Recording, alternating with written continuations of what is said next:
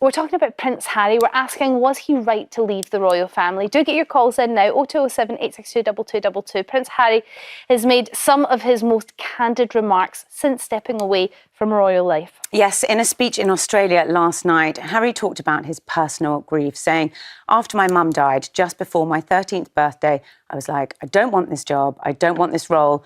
Wherever this is headed, I don't like it. It killed my mum and I was very much against it. So really, really strong words there from Harry. He obviously has felt uncomfortable with being a royal from a really young age. So does that make you feel any different? Do you think that he made the right decision stepping away from royal life? Yasmin, what do you think? What do you think I think? Of course it was. Of course it was. I remember that little boy. I remember that little boy and his brother William. William is very comfortable being a royal. But seeing those two boys who had just lost their mum being made to parade behind in public and not able to cry, I just thought it was so cruel. Well, in the speech that he made in Australia last night, he did mention that. He talked about going through such a grief at such an incredibly difficult age in a goldfish bowl, Mike.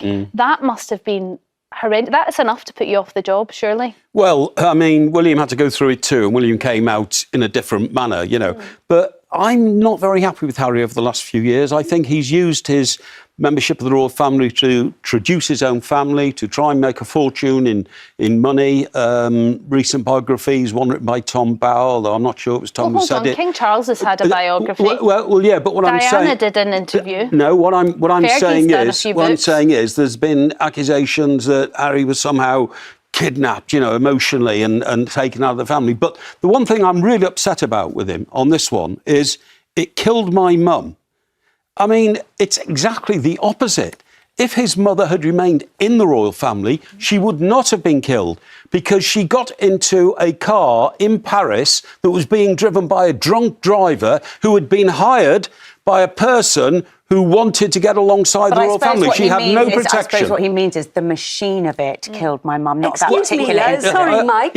Not that I ever disagree with you. Why wasn't she in the royal family? Because her husband then had been having an affair for the longest time and wasn't going to give up his mistress, and that is why... No, she divorced. She divorced, and once she divorced, she was out of the royal family. Exactly, she wasn't kicked out. She loved him. In the early days, she loved him. I think there was a decision made that she was no longer going to be a working royal, and when you stop being a working royal, you don't get the security, which we've heard that Harry's had big issues with, and with that... Absolutely. In mind, you can understand I think he's tried to use his platform. Has he tried to use his platform well? Has he done it correctly? No, I think he's trying to use his mother's name. I think he's constantly trying to use his mother's name. She was, and probably still is, one of the most famous women in the world in history.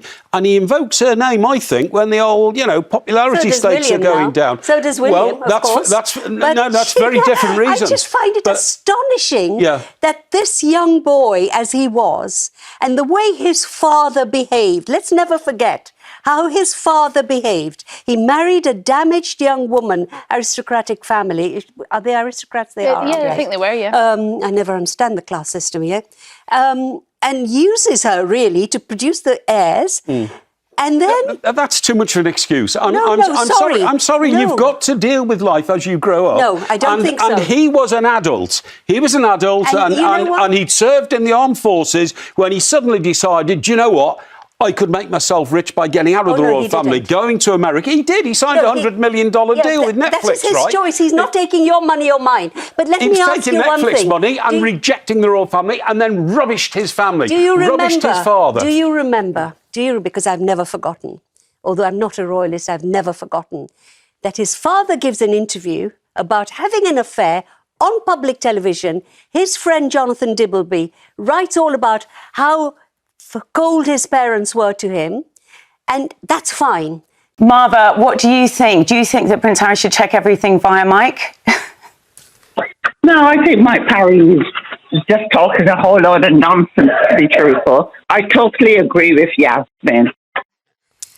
Do you think that because some people would argue that actually he has a responsibility to Britain to, help out with charities here, to do work with the royal family, to create that soft power, and actually what he's done is not only abandoned his post, but sort of crumbled that institution which gave Britain that soft power we talk about all the time? No, he's got a loyalty to himself. First and foremost, he's got a loyalty to himself. Well, that's not a good thing, is it, Marvin? That's not a good thing. You're right, he's got a loyalty to himself. He opts out the British royal family, but then suddenly announces, I'm going on a royal tour of Australia. No, it's not a royal tour. Well, it's been billed as a royal tour, hasn't it? You know full well it's been billed as a royal tour. Check your facts. So you haven't read a headline saying it's a royal tour? Oh, yeah, this is the popular press here which hates Harry. Marva, what about the accusations that he's just spilling the beans on the royal family? That, so he left, he's no longer a working royal and he doesn't get some of the privileges involved with that, but actually all the money he has made since has been on the basis that he is the son of the king. Absolutely. And the reputation that gives him. Well, if people want to think that he's made his money off the back of his father, I just totally don't agree with that.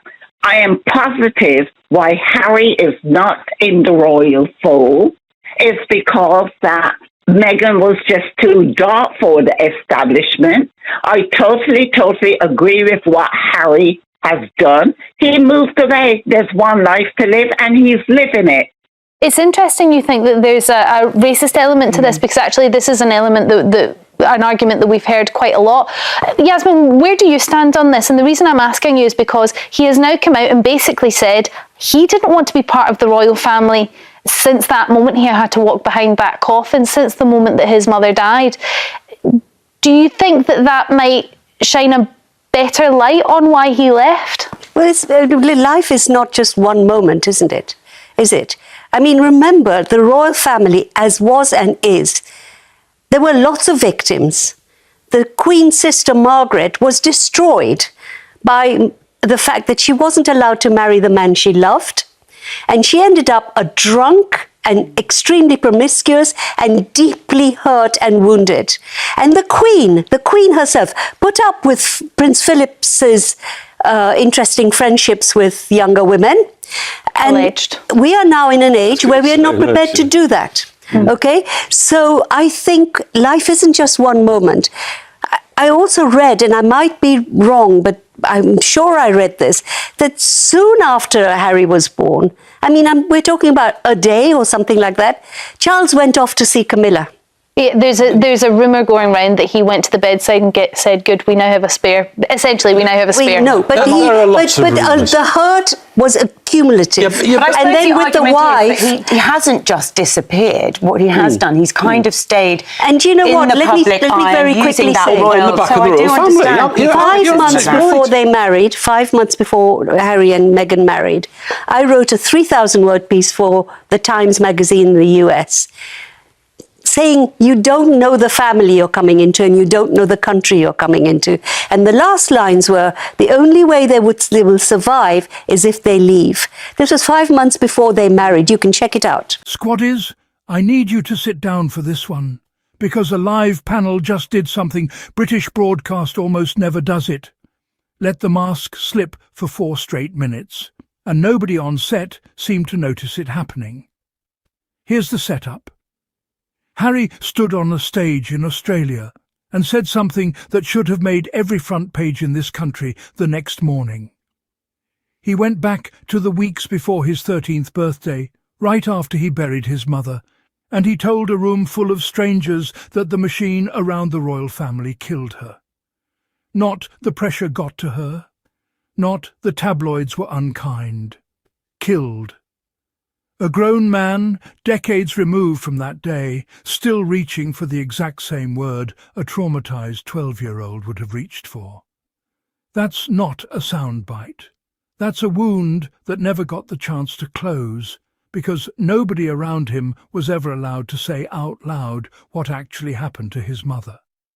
So a British call-in panel picked it up, and what unfolded next is the reason we're doing this breakdown today. because it is one of the clearest live demonstrations you will ever see of how this country processes anything Harry says. Extend him zero benefit of the doubt, demand forensic precision from a description of childhood trauma, and then act shocked when the facts drag you somewhere you didn't want to go. Let's start with the panelist who actually listened. She's the one who heard "it killed my mum" and didn't flinch, didn't reach for a technicality, didn't need a translator. She remembered the boy, and critically, she didn't let the conversation collapse into the tired, "well, his brother turned out fine" comparison. She headed it off before anyone else could even reach for it, by pointing out that William found comfort inside an institution that never had room for Harry in the first place. That's not Harry being weaker. That's not a character flaw. That's two children who watched the same coffin, walked the same street behind it, forbidden from grieving in public because the optics demanded composure over comfort, and only one of them was ever going to inherit the machine that put them there. William was always going to be absorbed by the institution. Harry was exposed to every camera and every headline, with none of the protection that comes with being first in line. She used the word for what was done to those two boys that day. Cruel, direct, unambiguous on live radio. And I want you to notice how rare that is, squaddies, because almost every other segment on this story flips the cruelty. It makes Harry's book cruel, the Netflix deal cruel, leaving cruel. The actual originating cruelty, two children forced to perform grief for cameras, just quietly disappears from the narrative, like it was always just how things are done. Then the panel brings in a caller who is, and I say this with love for how useful he accidentally becomes, the perfect specimen of deranger's logic under pressure. He opens by saying he isn't happy with Harry, that Harry's spent years using his royal membership to build a fortune for his family. Fine, standard tabloid machine talking point, nothing new. But then he does the thing. He takes direct issue with "it killed my mum," and instead of engaging with what any functioning adult understands Harry meant, the culture, the intrusion, the machine that manufactured the conditions for that crash, he goes for the most literal, narrowest reading available to him. Diana died because she was in a car in Paris with a drunk driver. Full stop, according to him. The other panelist has to gently step in and explain that Harry obviously means the institutional and media pressure. And even then, watch how little that correction actually lands. He just moves straight to his next grievance, like nothing happened. That, squaddies, is a masterclass in bad faith listening. Take a grieving son's description of what destroyed his family, and respond as if he filed an inaccurate coroner's report.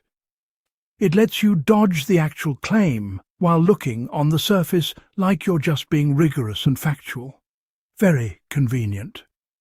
Here's where it gets good, though, because somebody in that room doesn't even matter who asks the obvious follow-up question that should have ended his argument on the spot. Why wasn't Diana part of the royal family anymore when she died? And his answer, word for word in substance, is that Charles had been having an affair for years and wasn't going to stop, so she divorced him, and once she divorced him, she was out. Sit with that for a second. In 2 sentences, this caller just personally reconstructed the entire causal chain his own opening comment tried to erase. Charles's infidelity broke the marriage. The divorce stripped Diana of her royal security detail. The absence of that protective apparatus is a documented, uncontested factor in how exposed she was to the exact kind of relentless pursuit that ended in that tunnel. He walked himself, unprompted, directly to the conclusion that institutional failure led by a short and well-established chain to the conditions of his mother's death. And in the very same breath, he insisted Harry was wrong to call any of that the machine killing my mum. He's not disagreeing with Harry. He's just refusing to notice that he agrees with him. That's not a gotcha we're inventing, squaddies. That's a receipt he handed us himself, live on air. His second line of attack was that Harry invokes his mother's memory whenever his popularity dips, chasing sympathy. And somebody on the panel points out, quite reasonably, that William invokes Diana constantly too. His answer? For very different reasons, without ever once specifying what those different reasons actually are. That's the whole game right there in miniature. The exact same behaviour, a son invoking his dead mother, becomes heritage and honour when William does it, and cynical opportunism when Harry does it. The double standard isn't argued, it's just asserted and left standing, because nobody in that room is willing to be the one who says the quiet part. Except one caller was. And this is the part of the segment that deserved to be the headline, and instead got steamrolled in under 30 seconds. A woman calls in, dismisses the Harry used his mother line as nonsense, sides with the panelist who actually listened, and when the host tries to redirect her toward the old Harry abandoned his duty to Britain framing, she doesn't take the bait of defending Harry as some kind of national property. She just says plainly he has a loyalty to himself first. And when the host tries to flip that back at her like it's an admission of guilt, she doesn't flinch. She restates it as fact, not confession. Which, squaddies, is honestly the correct answer to a question that's usually only ever asked as a trap. Adults are allowed primary loyalty to themselves. Nobody would say a word about it if any other person walked away from any other job, however prestigious, that was documented to be destroying their mental health. But then she says the thing. Her theory for why Harry isn't in the fold anymore is that Meghan was, in her words, too dark for the establishment. That's not a stray aside. That's a caller naming race on live radio as the operative variable in this entire story. And watch what happens next, because it tells you everything about how these formats work. No follow-up. No, can you say more about that? The host pivots immediately to the other panelist and asks her to weigh in on the coffin walk, instead steering the conversation away from the hardest question in the room. Asked by the person with the least protection at the table, back towards safer, more familiar ground, with someone who can be trusted not to sit in it too long. To her credit, the panelist doesn't let the race question vanish entirely, she just approaches it sideways. She widens the lens to the institution's long history of quietly destroying the people inside it. Princess Margaret, forbidden from marrying the man she loved, drinking herself into self-destruction for the rest of her life under that repression. The Queen, tolerating Prince Philip's well-documented friendships with younger women without a ripple. Her point is that we're living in an era less willing to absorb that kind of institutional harm in silence anymore, which is true. And it does strengthen the case that Harry and Meghan are the latest chapter in a long pattern, not an isolated grievance. But notice what it also does. It moves the conversation from the specific race-shaped version of the harm the caller just named, back toward a general story about an institution that damages everyone equally. Related arguments, not the same argument. And the show never let both of them breathe in the same room. Then, almost as a throwaway line on the way out, we get the single most extraordinary detail in the whole segment. One of the panellists reveals that 5 months before Harry and Meghan got married, she published a 30,000-word piece warning that they had no idea what family and what country they were marrying into, and that the piece closed with the line that the only way they would survive it was if they eventually left.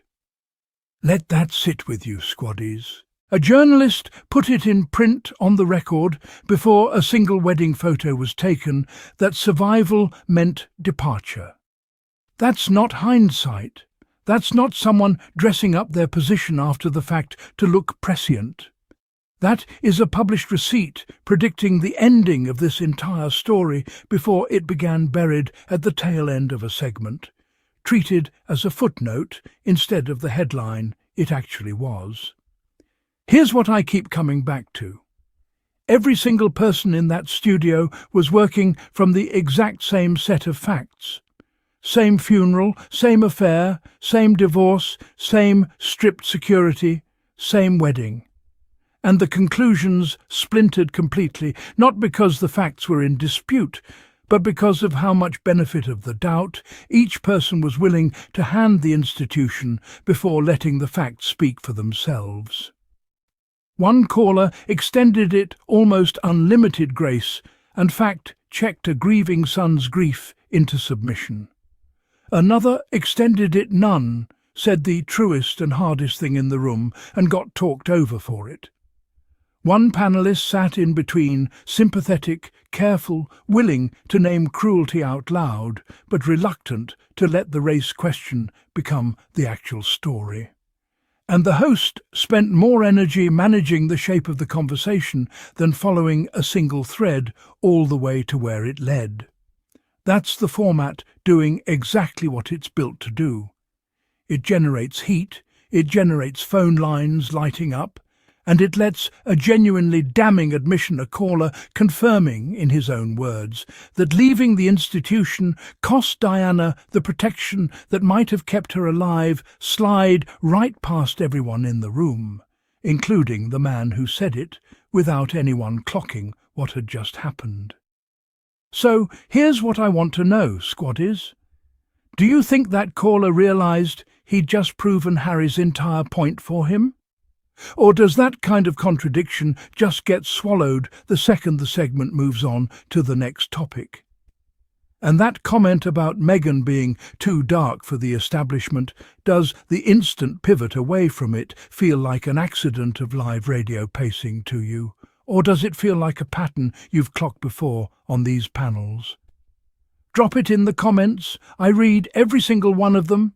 And if anyone can track down that original piece from 5 months before the wedding, put it below. That receipt deserves a lot more daylight than it got.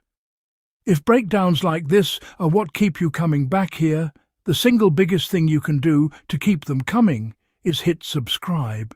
Because it's the difference between this reaching more people who are exhausted by the same shallow framing everywhere else, or it's staying buried in an algorithm that doesn't want you to see it.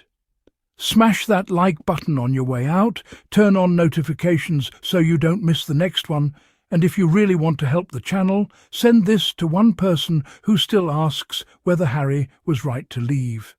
That does more than any algorithm ever could. Thank you for spending this time with me today. I'll see you in the next one.